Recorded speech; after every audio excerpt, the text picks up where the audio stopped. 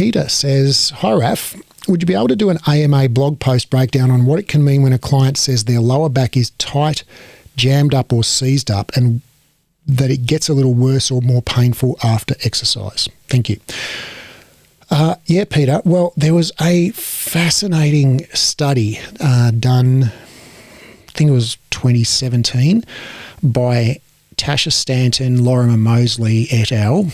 In Adelaide and they did it on this exact topic. So they basically had people come in who rated their low back as stiff. They had a subjective feeling of stiffness, what you're describing that your client says. And they asked them to rank their level of stiffness. I think it was out of 10 or 11 or whatever. And then they put them in this ingenious machine. Basically, they lay them on their tummy and put them in, sort of lock them in with these straps and things, and then got a machine that pushed on their back and measured how stiff their back was, measured how much resistance to movement there was in their back. And they had people who had self-described stiff back and people who didn't have self-described stiff backs. And what they found was there was no correlation between how stiff someone's back felt subjectively and how stiff it was when actually, objectively measured by how much force it takes to move at a certain distance.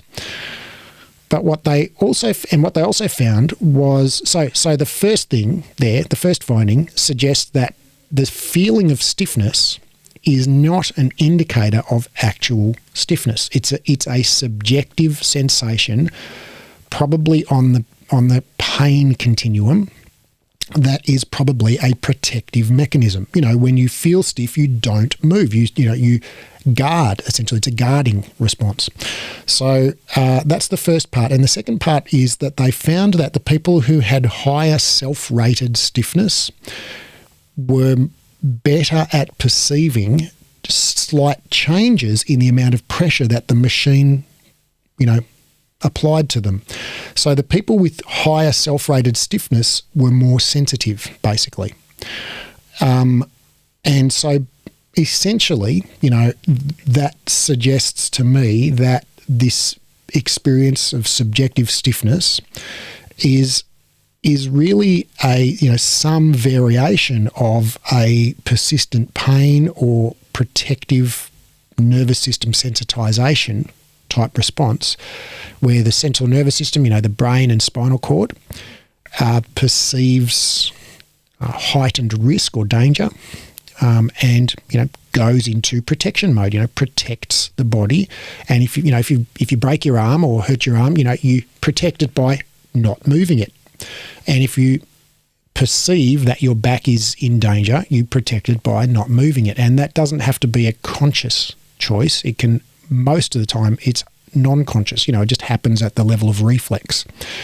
So that is what I would. That's how I would interpret that. People have a subjective perception of stiffness. That's a very real thing. They're not imagining it. They're not making it up. It's not psychological. It's a real phenomena. It exists, but it's not related to actual stiffness in the back. It's a protective mechanism that they perceive, probably non-consciously perceive, danger. And the best treatment for that is to get them moving and address all of the things that, well, not all of the things, address some of the important things that contribute to increased central nervous system sensitization. And so some of the top, say, 3 to 5 things that might help these people are, number one, get them moving. And by that I mean, move the area, get them to do back bends, forward bends, twists, side bends. And I'm not talking about extreme wheel poses or anything like that. I'm talking about some cat stretch and some hip rolls and, just some nice movie type things. Whatever feels good. It doesn't have to be super gentle. It can be a workout, but just, it doesn't have to be extreme either. Just a normal, workout that moves the spine. And secondly, address sleep. Sleep is a massive factor when it comes to central nervous system pain sensitization. So get a good 8 to 9 hours of sleep. The best way to get 8 to 9 hours of sleep is to be in bed for 9 to 10 hours, because you don't fall asleep instantly, and sometimes you wake up in the middle of the night, whatever. So more time in bed equals more sleep as a general rule.